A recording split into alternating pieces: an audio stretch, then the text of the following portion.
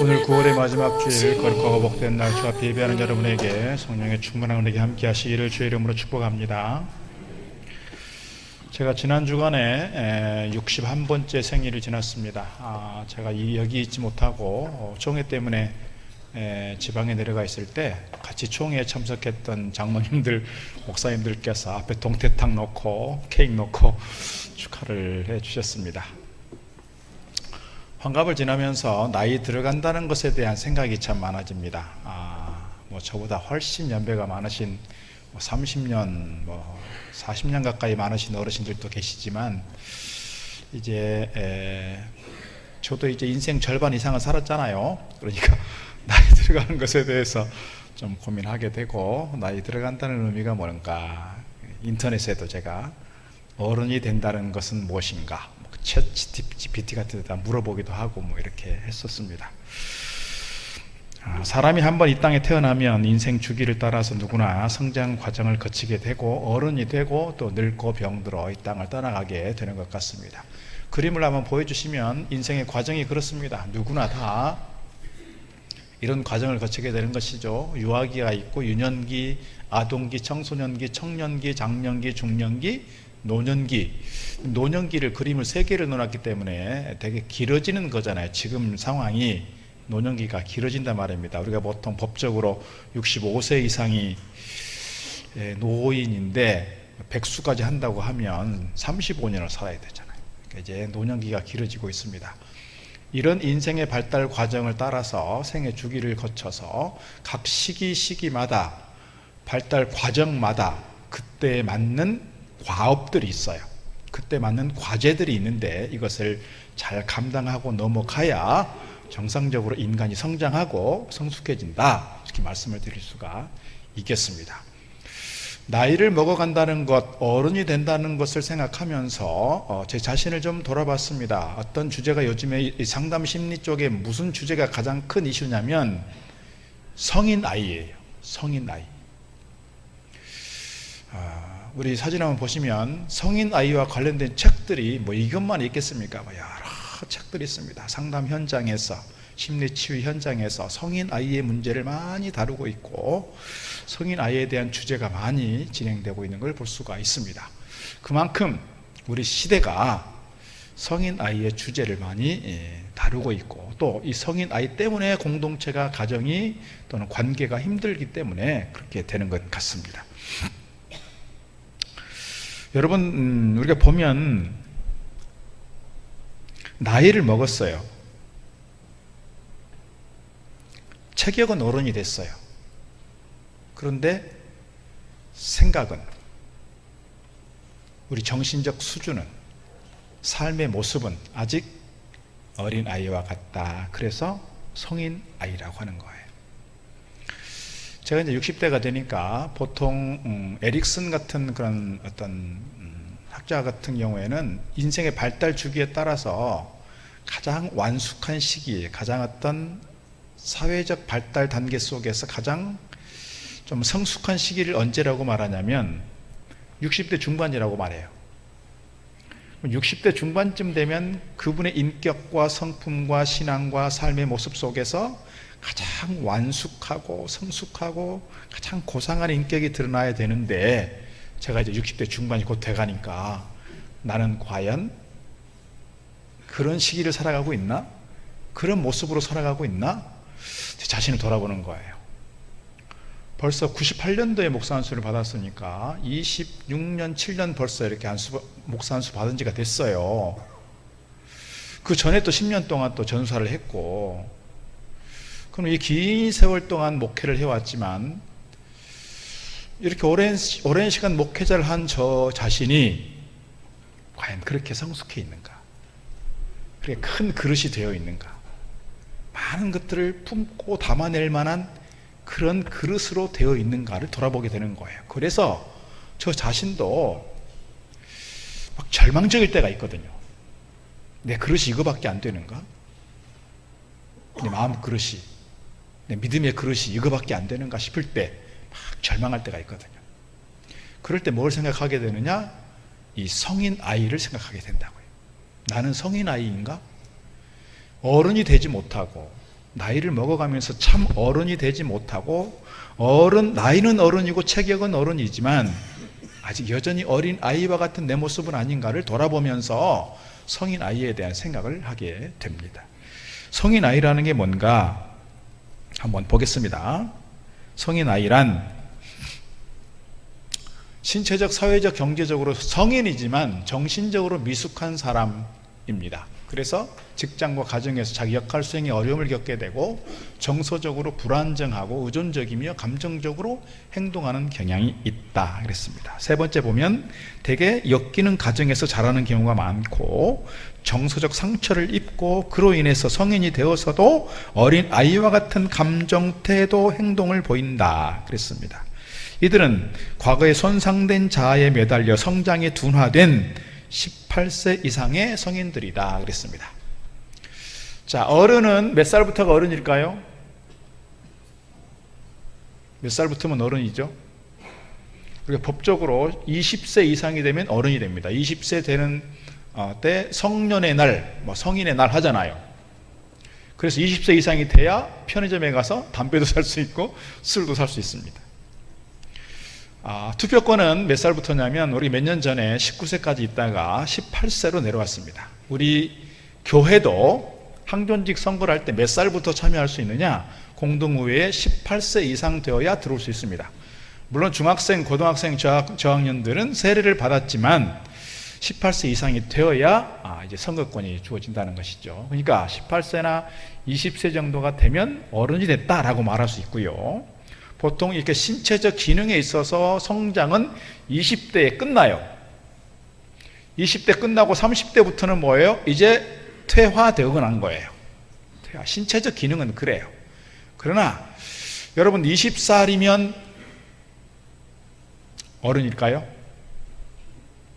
우리 이상국 장로님, 방문문 장로님 앞에 계시지만 30대 후반에 장로님이 되셨어요. 장로라는 뜻은 뭐예요?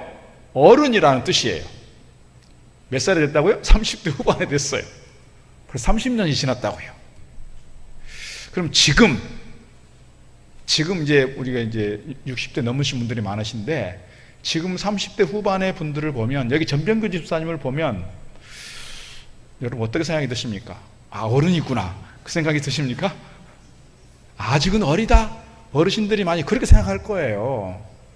이 시기에 따라서 시대에 따라서 문화적인 상황에 따라서 그렇게 생각하는 게 달라진다고요. 지금부터 30년 전에는 30대 후반이고 40대 초반이 되었어도 장로님으로 이렇게 됐어요. 지금은요 보통 50대 후반 돼야 60대가 돼야 장로님이 된다고요. 시대적으로 바뀌었어요. 생각하는 게 또 그리고 우리의 문화가 달라졌어요. 오늘 저는 어른에 대한 이야기를 좀 하려고 하는 거예요. 어른, 누가 어른이냐? 누가 어른이냐? 자, 성인아이에 대한 말씀을 조금만 더 나누고 가려고 합니다. 성인아이 증후군이라는 게 있어요. 성인아이를 다루는 책들이 많이 있으니까 그 중에 조금 정리를 해보면 그렇습니다. 첫 번째, 사랑과 인정을 받으려고 애를 씁니다. 사람들이 우리를 좋아하게 만들 수 있는 것은 무엇이나 하려고 합니다. 그래서 애교를 부리기도 하고 이쁜 짓 하려고 합니다. 우리 어린 아이들이 하는 것처럼 어른이 되어서도 하나님 눈치 보지 않고 누구 눈치를 본다고요? 사람 눈치를 봐요. 사람들한테 사랑받으려고, 그래서 사람들 앞에 이쁜 짓 하려고 해요. 자, 두 번째, 우리는 화를 내는 사람들 그리고 개인적인 비판에 위협감을 느낍니다. 그래서 이 위협으로부터, 비판으로부터, 누군가 힘 있는 사람으로부터 화내는 것이 두려우니까 나도 모르게 뭐래요? 이 위협적 상황을 모면하려고 뭐를 해요? 거짓말한다고요. 이게 어렸을 때부터 그렇게 커온 사람들은 그래서 습관이 돼요. 나이를 먹어도 이 위기 상황을 모면하기 위해서 나도 모르게 습관적으로 거짓말하게 돼요. 금세 탈로 날지라도 말이죠. 그래서 이 때문에 우리는 불안하고 지나치게 예민한 느낌을 갖게 된다. 네 번째, 우리는 희생자의 인생을 살면서 우리의 상황을 때로는 다른 사람의 탓으로 돌리고 다른 희생자들은 친구나 연인들로 삼게 됩니다. 그리고 우리는 사랑과 연민을 혼동할 수가 있습니다. 다섯 번째, 우리는 초책임적이거나 그랬어요. 내가 책임지지 않아도 될 일을 책임을 지려고 해요. 직장에서든 가정에서든 교회에서든 어떤 친구들 사이에서든 내가 굳이 이 부분까지 책임지지 않아도 되는데 자꾸 내가 책임지려고 해요. 그게 뭐라고요? 성인 아이의 모습이라고요. 건강한 건 아니다 그 말입니다. 또 반대가 있어요. 다른 사람들이 우리를 책임져 줄 것으로 기대합니다. 그래서 뭐예요? 의존하게 되고요, 기대게 돼요. 어른이 됐으면 스스로 자기에 대해서, 자기 인생과 자기 삶에 대해서 스스로 독립할 수 있어야 되는데 독립이 안 되고 자꾸 부모를 기대고 친구를 기대고 힘 있는 사람을 기대게 돼요. 의존하게 돼요. 왜요? 성인 아이니까요. 여섯 번째, 우리는 어린 시절 받은 정서적 상처로 인해 자신의 감정을 부정하고 축소하고 또 억압한다. 내가 막 화가 났어요. 근데 화를 낼 수가 없어요. 왜요? 미움받을까 봐. 다른 사람도 나한테 화를 낼까 봐. 나한테 슬픔이 막 커요. 근데 슬픔을 마음대로 표현할 수가 없어요. 슬픔을 표현하면 예수 믿는 사람이 왜 그래? 이렇게 될 수 있으니까요. 그래서 내 안에 있는 감정을 억누르고 억압하게 된다. 한 장 넘기시면 7번. 우리는 거절되는 것이나 버림받는 것을 너무 두려워하는 의존적인 성격을 가지고 있어서 우리에게 상처를 입히는 상황이란 관계에 그대로 머물러 있는 경향이 있다. 좀 어려운 말이지만 하여튼 그렇습니다. 마지막 부분 11번 보시면 우리는 통제에 대한 강한 욕구를 가지고 있다 그랬습니다. 내가 다른 사람들을 통제하려고 해요. 특히 어떤 사람을, 나보다 힘이 없다고 생각하는 사람을 통제하려고 해요. 특히 제가 간혹 말씀을 드릴 때 내가 남들에게 막 섬기는 사람, 남들한테 막 도와주는 사람, 잘하는 사람들은 이것을 우리는 조금 내려놔야 된다고 말씀을 드린 바가 있어요.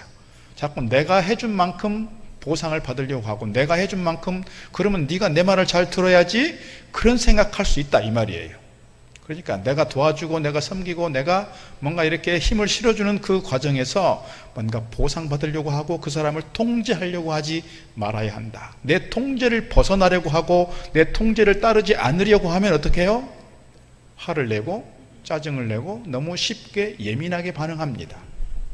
내가 너한테 해준 게 뭔데? 내가 너한테 얼마나 많이 해줬는데? 내가 너를 어떻게 키웠는데? 이런 거잖아요. 그래서 자꾸 통제하려고 하고 뒤에서 조종하려고 해요. 그걸 하지 말아야 되는데. 그래서 우리 자신들이 통제할 수 없는 상황을 만나게 되면 그것을 변화시키려고 지나치게 반응하게 됩니다. 말을 안 들으면 지나치게 예민하게 화를 내거나 폭력을 사용하거나 말을 듣게 하려고 한다. 이런 몇 가지 이제 성인 아이의 증후군이 있다는 거예요. 다시 말씀드립니다. 우리가 나이를 먹었어요. 나이를 먹고 체격이 커졌어요. 덩치가 커졌어요. 그러면 사람들이 보통 어른이라고 해요.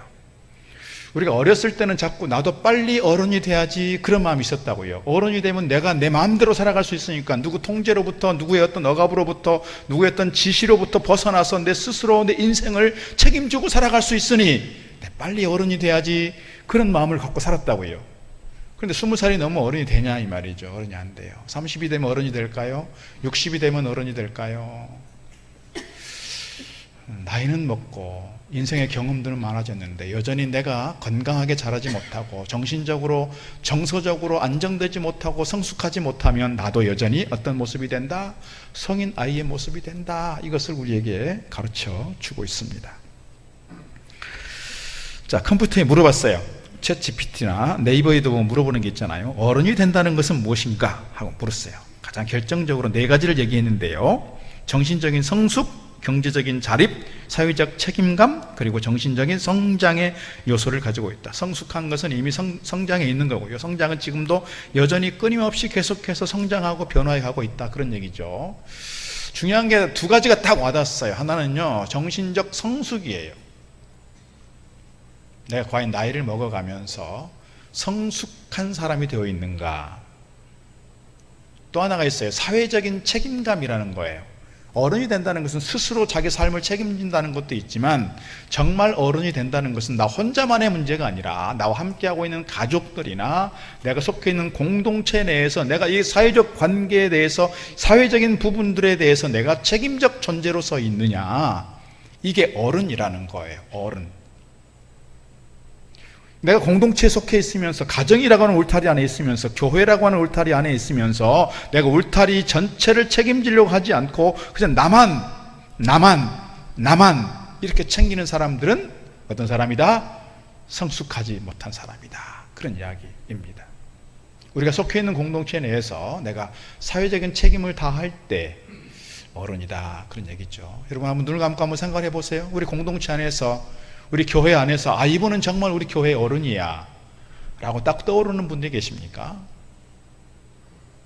그런 분이 있다면 정말 존경하고 정말 그분들을 존중해 드리고 잘 예우하고 잘 따르시면 좋겠어요. 그리고 나도 저분처럼 어른이 되어야지, 그런 생각을 가지면 좋겠어요. 나도 저분처럼 어른이 되면 좋겠다. 오늘 성경 말씀 보게 되면 어린 아이에 머물러 있지 말고 성숙한 어른이 되라, 이렇게 말씀합니다. 여기서 어른은 영적인 어른이겠죠. 히브리서가 가지고 있는 전체적인 맥락은 뭐냐면, 특별히 초대교회가 많은 박해와 핍박 속에 있기 때문에 많은 어려움들을, 그 시련과 고난들을 견뎌내야 했어요.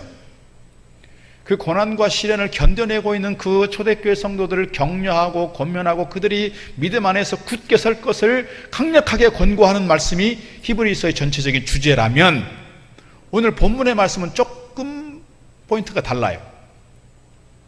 오늘 본문에 있어서 초대교회 성도들의 문제는 뭐냐면 박해의 문제, 핍박의 문제가 아니라 그들이 교회를 오래 다녔음에도 불구하고 신앙생활을 오래 했음에도 불구하고 여전히 어린 아이의 신앙, 초보적 신앙에 머물러 있는, 성장하지 못하고 변화하지 못하고 성숙해 가지 못하고 있는, 영적 어른이 되지 못하고 있는 그 모습을 보면서 오늘 히브리서 저자는 안타까운 마음으로, 답답한 마음으로 그들에게 강력하게 권고하고 있는 겁니다. 오늘 우리도 충분히 그럴 수 있습니다. 교회 다닌 지 30년이 되고 50년이 되어도 내 신앙이 그만큼, 이 신앙의 연조만큼 내 신앙의 수준도 높아져 가고 영성도 깊어져야 되겠는데 그렇지 못한 경우가 우리도 충분히 있을 수 있다, 그 말이에요. 오늘 11절에 이렇게 기록합니다. 멜기세덱의 과에는 우리가 할 말이 많으나 너희가 듣는 것이 둔함으로 설명하기 어려우니라. 때가 오래되었으므로 너희가 마땅히 선생이 되었을 터인데 너희가 다시 하나님의 말씀의 초보에 대하여 누구에게서 가르침을 받아야 할 처지이니 단단한 음식은 못 먹고 처지나 먹어야 될 자가 되었도다. 이는 젖을 먹는 자마다 어린 아이이니 의의 말씀을 경험하지 못한 자라. 그랬습니다. 그래서 이제 6장으로 넘어가면 초보를 버리고 이렇게 말씀했어요. 때가 오래되었으므로 그랬어요. 교회를 다닌 지 벌써 10년이 되고 20년이 되었음에도 불구하고 뭐예요? 그렇게 때가 오래되면 말씀을 좀 잘 배우고 말씀을 잘 들어서 신앙에 잘 성장하고 다른 사람들에게 복음을 전하고 다른 사람들에게 말씀을 전하고 다른 사람들에게 잘 가르칠 수 있는 선생이 되어 있어야 함에도 불구하고 여전히 뭐라고요? 초보적 신앙에 머물러 있구나. 초보적 신앙에, 말씀의 초보에, 그래서 단단한 음식을 못 먹고 젖이나 먹어야 될 자가 되었구나 그랬어요. 여러분, 아이들이 글을 깨치고 나면 이제 학교에 가서 깨우치기도 하고 학교 가기 전에 글을 깨우치기도 하죠.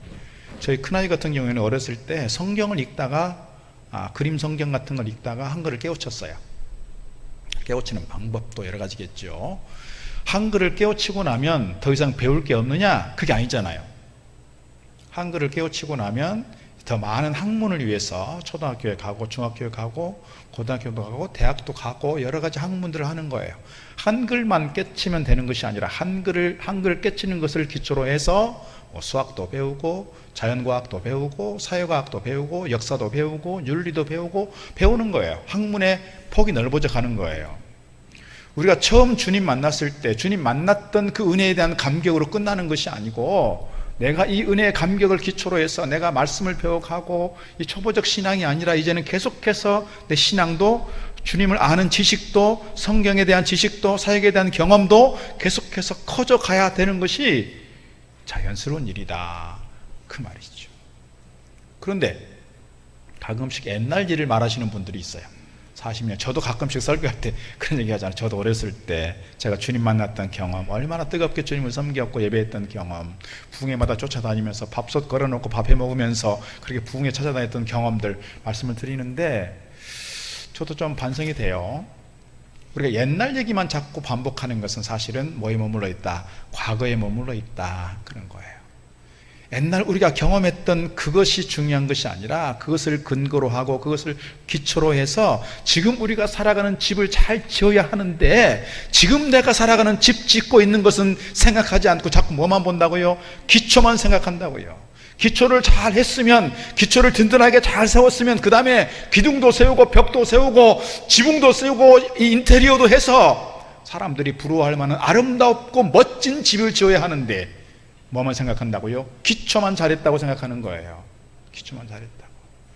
우리의 신앙도 기초만 되어 있는 것이 아니라 잘 성장할 필요가 있다, 이렇게 말씀드릴 수가 있습니다. 오늘 그래서 1절 2절 말씀 보게 되면 신앙의 초보적 관계 속에서 어떻게 해야 되는지를 설명합니다. 1절 2절, 그러므로 우리가 그리스도의 도의 초보를 버리고 죽은 행실을 회개함과 하나님께 대한 신앙과 세례들과 안수와 죽은 자의 부활과 영원한 심판에 대한 교훈의 터를 다시 닦지 말고 완전한 대로 나가라 그랬어요. 물론 성숙한 어른이 되기 위해서는 기초를 잘 다져야 돼요. 기초적인 부분들을 잘 다지지 않고 성숙한 어른이 된다, 말이 안 되는 얘기예요. 그런 점에서 기초를 잘 다져야 돼요. 그 기초에 대한 이야기가 오늘 본문에 6가지로 나와 있습니다. 사도 바울도 에베소서를 통해서 우리가 신앙적으로 멈춰 있는 것이 아니라, 신앙적으로 어린 아이가 아니라 계속해서 성장해야 된다고 말씀합니다. 누구까지 성장해야 되느냐? 예수 그리스도까지 성장해야 된다. 에베소 4장에서 이렇게 말씀하고 있습니다. 그가 어떤 사람은 사도로, 어떤 사람은 선지자로, 어떤 사람은 복음 전하는 자로, 어떤 사람은 목사와 교사로 삼으셨다. 우리 교회 안에 많은 직분들을 허락하셨다, 그 말입니다. 이렇게 직분을 세운 이유는 성도를 온전하게 하여 봉사일을 하게 하며 그리스도의 몸인 교회를 세우려 하심이라. 우리가 다 하나님의 아들을 믿는 것과 아는 일이 하나가 되어 온전한 사람을 이루어 그리스도의 장성한 분량에 충만한 데까지 이르리니, 이는 우리가 이제부터 어린 아이가 되지 아니하여 사람의 속임수와 간사한 유혹에 빠져 온갖 교훈의 풍조에 밀려 요동하지 않게 하려 함이라. 오직 사랑 안에서 참된 것을 하여 범사에 그에게까지 자랄지라. 그는 머리니 곧 그리스도라 그랬습니다. 우리가 신앙적으로 어른이 된다는 것은 주님의 성품과 주님의 모습을 닮아가는 거 아니겠습니까? 주님을 닮아가는 것이 뭐냐? 신앙적으로 성장하는 것이고 성숙해가는 것이고 그리고 어른이 되는 거다, 이렇게 말씀드릴 수가 있습니다. 앞에서 말씀드린 것처럼 이 어른이라고 하는 가장 기본적 개념 중에 하나는 자기 독립에 대한 자기 정신적 수준도 있겠으나 사회적 책임에 대한 이야기도 있다 하는 걸 다시 한번 말씀드리고 싶습니다. 오늘 말씀 보게 되면 이 신앙의 기초에 대해서 6가지를 설명합니다. 다시 한번 보면 첫째가 뭡니까? 회개입니다. 두 번째가요, 하나님께 대한 신앙이고요. 세 번째가 세례입니다. 네 번째가 안수이고요. 다섯 번째는 죽은 자의 부활이고요. 여섯 번째는 영원한 심판 이라고 나와 있습니다. 이 6가지 덕목들이, 이 6가지 항목들이 우리 신앙의 기초를 이루는 것들이다, 이렇게 말씀드릴 수가 있습니다. 첫 번째 회개라고 하는 것들인데요, 회개는 예수님과 제자들이 가르친 교훈의 핵심이라고 말씀드릴 수 있고, 회개라고 하는 것은 내가 살았던 길에서, 내가 걸어왔던 길에서 이제는 돌이키는 거예요. 돌이키는 것, 이것이 회개다. 계속해서 교회에 나와서 하나님 저 잘못했어요, 하나님 저 잘못했어요, 똑같은 일들을 똑같이 반복하여 회개하는 것은 회개라고 말하기 곤란합니다. 똑같은 것을 반복해서 똑같은 것을 회개한다고 고백하는 것은 진정한 회개가 일어나지 않고 있다, 이 말이죠. 회개는 내가 갔던 길에서 돌이키는 것이고, 하던 일을 멈추고 돌이키는 것이고, 내가 잘못된 것을 했을 때 그것으로부터 돌아오는 것이기 때문에 그렇습니다. 자, 그 다음에 하나님께 대한 신앙이라 그랬어요. 하나님께 대한 신앙, 이것은 회개 뒤에 따르는 하나님께 대한 신뢰, 자기 헌신의 행동을 말한다 그랬어요. 그래서 회개는 어쩌면 신앙에 있어서 소극적이라면 하나님께 대한 신앙은 보다 적극적이라고 말할 수 있어요. 적극적이라고 하는 건 뭐예요? 나로 하여금 주님께 대하여 온전히 드린 바가 되어 주님을 위해서 섬기고 충성하고 봉사하며 헌신하겠습니다. 이게 뭐예요? 하나님께 대한 신앙이에요. 왜요? 주님이 나의 아버지 되시고 주님이 나의 주인 되시기 때문에. 자, 세 번째는 세례입니다. 세례의 의미는 뭐였어요? 내가 예수님과 함께 죽고 예수님과 함께 부활한다는 표시였고요, 죄에 대하여 씻음을 받았다는 표시였고요, 그리스도에 대한 고백이고 주님으로 인해서, 예수님으로 인해서 내가 옷 입었다라고 하는 의미로서 세례입니다. 죄에 대하여 죽었다는 거예요. 네 번째는 안수라는 게 있는데요, 안수는 두 가지 의미가 있어요. 하나는 죄의 전가에 대한 이야기가 있고, 또 하나는 축복에 대한 안수의 의미가 있습니다. 간혹 어르신들 가운데 안수가 만병통치약처럼 생각하는 분들이 계시는데, 조금 안수를 사실은 조금 신중하게 할 필요는 있습니다. 안수의 의미는 예전에 구약시대 제사를 드릴 때 이 죄를 지은 사람이, 제사를 드리는 사람이 짐승의 머리에 손을 얹고 안수하는 거예요. 이게 뭐냐면 내 죄를 전가시키는 거예요. 이 죄의 전가의 의미가 있고요, 또 하나의 안수의 의미는요, 그 사람에 대한, 특별히 민수기 6장에 있는 말씀처럼 제사장들이 후손들을 위해서, 아버지가 후손들을 위해서 기도할 때 그 기도가 축복의 기도가 되는 것처럼 머리에 손을 얹고 기도하는 것 안수인데, 이 안수의 개념은 축복의 개념이라는 거예요. 그 축복의 개념으로 우리가 이해하시면 좋을 것 같습니다. 그래서 하나님께로부터 은혜를 받고 하나님께로부터 사명을 받았다면 이 사명을 잘 감당해내는 것, 이것이 뭐다? 성숙한 신앙인의 모습이다, 이렇게 말씀드릴 수 있습니다. 다섯 번째는 뭐였어요? 죽은 자의 부활입니다. 성경에 보면 부활이 없으면 복음 전파도 헛것이요 믿음도 헛것이요 우리가 다 죄 가운데 그대로 있고 우리는 다 망한다, 그렇게 되어 있어요. 이 부활에 대한 확신이 우리에게 필요하다. 여섯 번째는 영원한 심판에 대해서 말씀하고 있습니다. 주님께서도 말씀합니다. 주님께서 말씀하실 때 무덤 속에 있는 자가 다 그의 음성을 들을 때가 오나니 선한 일을 행한 자는 생명의 부활로, 악한 일을 행한 자는 심판의 부활로 나오리라. 이 여섯 가지의 기본적인 신앙의 원칙, 신앙의 교리를 잘 이해하고 잘 가지고 가면 좋겠어요. 그런데 오늘 6장 1절 말씀은 뭐예요? 이것을 버리라 그랬어요. 버리고 어떻게 하라고요? 완전한 대로 나아가라. 이 신앙의 초보에 머물러 있지 말고 보다 더 성숙한 길, 보다 더 영적으로 어른이 되는 길로 완전한 대로 나아가야 한다, 우리에게 가르쳐 주고 있습니다. 신앙의 기초가 되는 이 교리에 매여 있는 것이 아니라 우리가 사역의 현장에서 또는 믿음의 현장에서, 우리 삶의 현장에서 성숙한 그리스도인의 모습으로, 성숙한 영적인 어른의 모습으로 살아가야 될 필요가 있다, 우리에게 이렇게 말씀하고 있습니다. 중국에서 선교하고 있는 분들의 안타까운 이야기들을 종종 듣게 됩니다. 중국의 기독교인 인구가 통계에 따라 다르지만 보통 8천만 명에서 1억 명 정도가 된다고 합니다.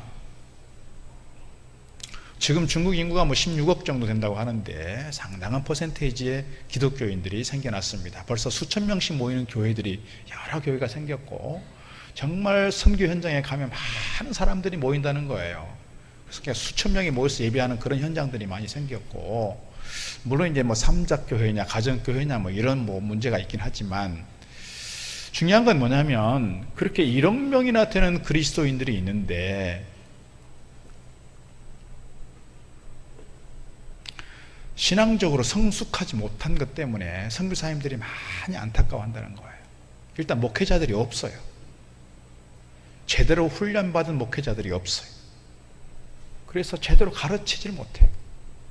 그러니까 신앙이 성장하지 않아. 한 선교사님이 그랬습니다. 수천 명이 모여있는 자리에 가서 설교하다가 물었다는 거예요. 여러분 중에 11조 하시는 분 손들어 보십시오. 손든 사람이 없었대요. 여러분 중에서 전도하는 사람이 있으면 손들어 보세요. 전도하는 사람, 손든 사람 몇 명 없어요. 전도하지 않아도 그냥 교회로 오니까. 신앙적으로 성숙하지 않는 거예요. 그냥 뭐만 해요? 교회 와서 은혜만 받고 가요. 교회 와서 봉사하지 않아요. 그 1억 명이나 되는 교회가 선교사를 파송하지 못해요. 힘이 없어. 그런 점에서 선교사님들이 많이 안타까워요. 저희 동기들도 여러 명 추방됐어요. 우리 서광석 선교사님도 추방돼가지고 지금 태국에 가 있는 거잖아요.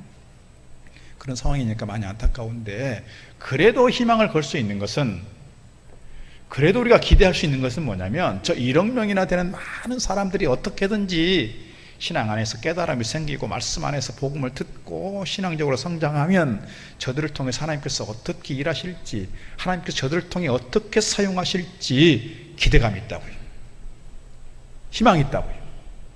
지금 이 상태로 머물러 있는 것이 아니라 이 사람들이 분명 복음이 심겨지고 말씀이 들어가서 신앙 안에서 잘 성장할 것이라는 그 성장하게 되면 이 중국의 교회가 앞으로 세계를 어떻게 흔들어 갈 것인지, 어떻게 세계 역사 속에서 큰 구원의 역사를 이루어 가질 것인지에 대하여 우리가 기대하게 되고 희망을 갖게 된다는 거예요.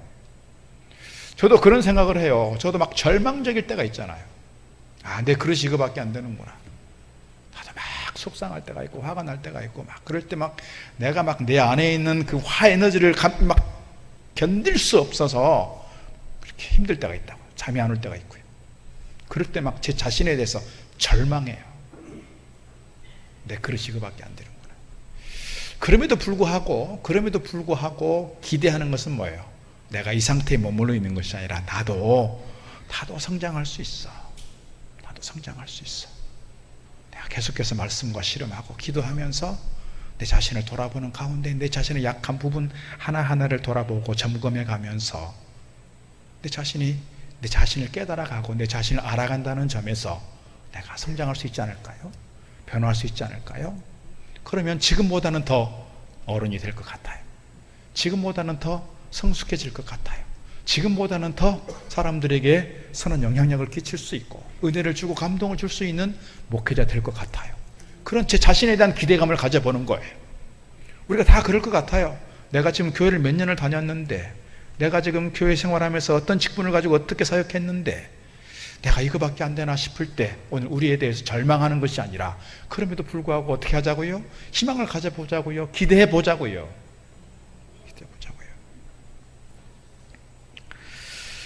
오늘 우리가 생각해야 될 것 가운데 하나는 뭐냐면, 여기서 신앙의 초보라고 하는 것은 곧 말씀의 초보인데, 여기서 신앙의 초보하고 조금 구분을 해야 될 게 있어요. 뭐냐면 신앙의 초보하고 교회 생활의 초보하고는 조금 다르다.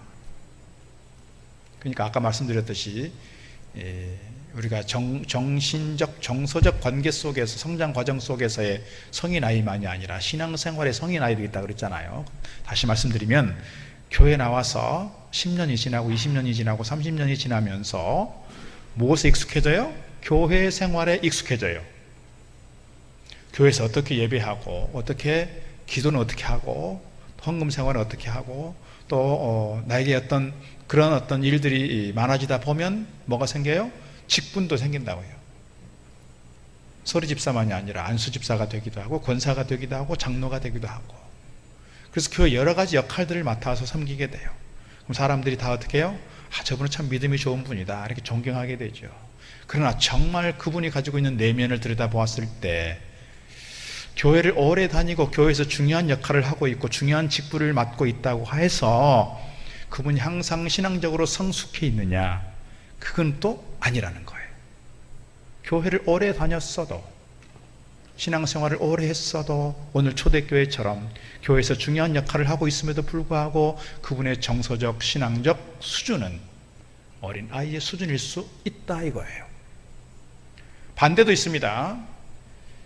교회 생활의 초보가 신앙의 초보냐? 꼭 그렇지는 않다는 거예요. 말씀드리면 교회 나온 지 얼마 안 됐는데 가만 보면 저분이 깜짝깜짝 놀랄 때가 있어요. 왜 저분이 교회 나온 지 얼마 안 됐는데 저렇게 신앙생활 하는 걸 보면, 저렇게 하나님을 섬기는 걸 보면, 저분의 말이나 저분의 어떤 성품이나 저분의 어떤 인격을 보면 참 저분이 원래 저런 분이었나 싶을 정도로 이렇게 상당한 수준의 신앙을 보여주고 있고 그런 수준의 섬김을 보여주고 있고 그런 수준의 인격을 보여주는 분들이 간혹 있더라 이 말입니다. 그러니까 교회 생활의 초보가 곧 신앙생활의 초보가 아니라는 점에서 지금 우리가 교회 나온 지 얼마 안 된 분들 기대해 볼 수 있습니다. 내가 교회 생활의 초보일지 모르지만 신앙생활의 초보는 아니라 내가 신앙에 있어서 기초가 아니라 내가 신앙에 있어서는 정말 성숙한 사람이 될 거야. 신앙에 있어서는 내가 빨리 어른이 될 거야.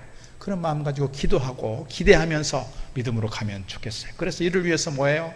제자 훈련도 받고 성경 공부도 하고 기도 생활도 열심히 하면서 말씀과 씨름하고 내 신앙이 초보적 수준에 머물러 있는 것이 아니라 일치월장에서 장성한 자가 되고 그리스도를 닮아가고 교회 중요한 어른들의 모습들을 닮아가면서 내 신앙이 초보적 신앙에 머물러 있는 것이 아니라 속히 큰 그릇들이 되어지기를 바라고, 정말 교회 안에서, 가정 안에서, 지역사회 속에서 참 어른으로서 존경받을 만한 저와 여러분 다 되기를 주의 이름으로 축복합니다. 기도하겠습니다. 사랑의 아버지 하나님, 감사합니다. 오늘 저희들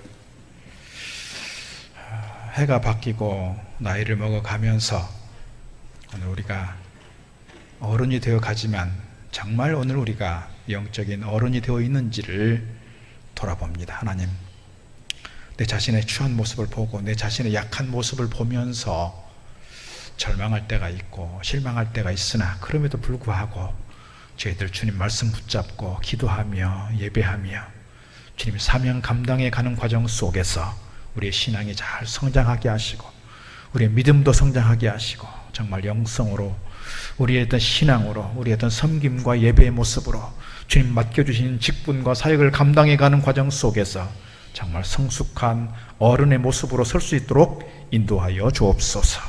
주님께서 기뻐하실 만한, 또 사람들에게 인정받고 사람들에게 칭찬받을 만한 좋은 믿음의 일꾼들로 세워지게 하셔서 오늘 저희들로 하여금 주의 이름이 선포되고 오늘 저희들로 하여금 주의 복음이 흘러가는 거룩한 통로 되게 하여 주옵소서.